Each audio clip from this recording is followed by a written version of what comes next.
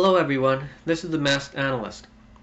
Some people have been wondering whether the ISP that carries the Encyclopedia Dramatica can be sued if they've been put on notice that ED has been carrying libelous information.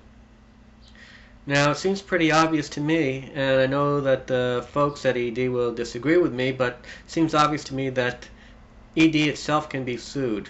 Or at least the people who've posted some of the information there could successfully be sued. But how about their ISP carrier?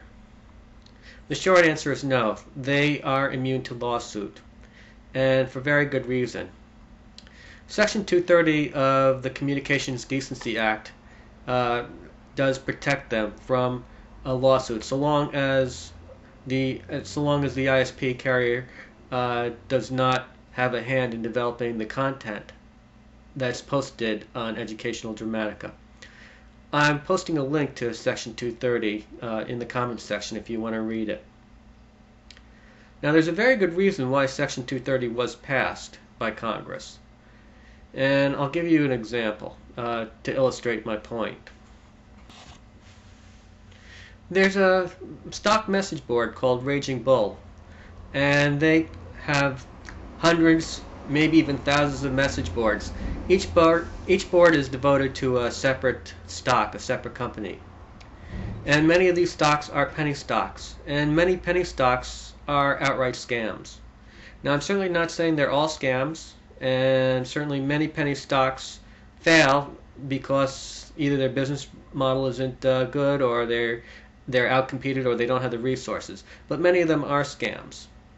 And when people find out that they've been scammed, they get angry, and they post nasty messages on the message boards devoted to those companies. Now, the corrupt CEOs of these scams don't like it when people post nasty messages on the message boards. And many of the people who are posting messages are actually providing evidence that these are scams.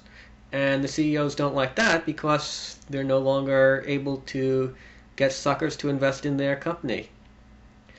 And so some of the CEOs have been filing frivolous lawsuits against the people who've posted messages exposing them.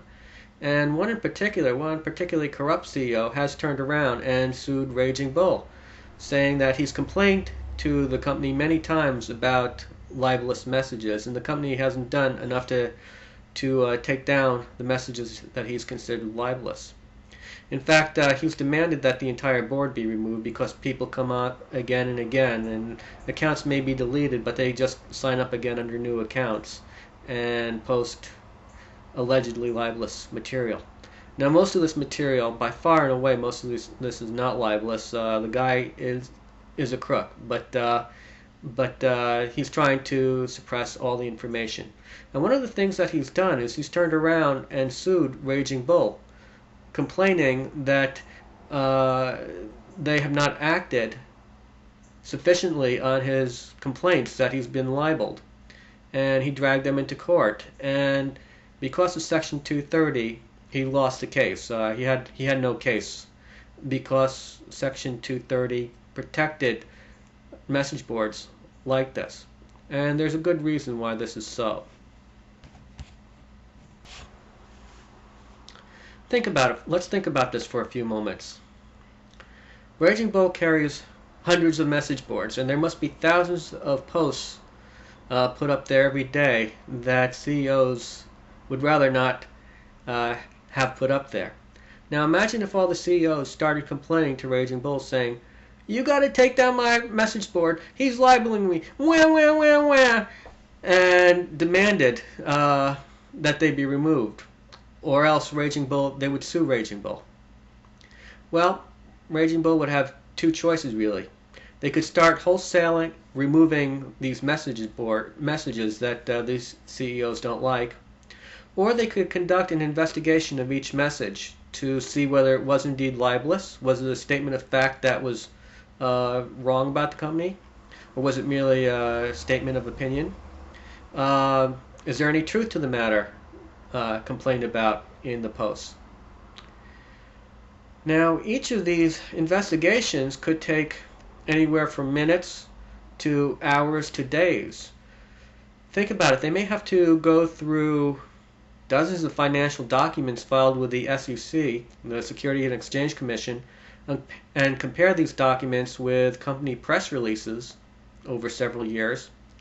They may also have to weigh email that stockholders have received from the company. First of all, just trying to authenticate the email would take some time.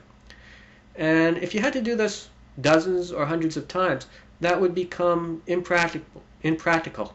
In fact, it would be economically unfeasible to have to hire a team just to investigate reports every time someone posted something that someone else didn't like. They would just collapse under their weight. So, since this would obviously be impossible to do, they would be forced to start censorship on a scale that is quite truthfully Orwellian. Basically, it would be giving the scoundrels free rein of the message boards. It would be buying protection by frauds and crooks against people who would expose them.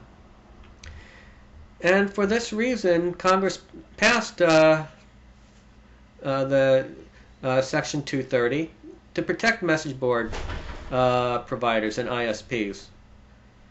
It's just impossible for them to investigate every claim. And if they were forced to do so, the internet would be a very different place than what it is. In fact, I very much doubt that YouTube could exist without Section 230. There are thousands and thousands of people post here, and there are plenty of people who have beefs with someone else. Now, if they all started complaining to YouTube, he's libeling me, YouTube would be in the same position.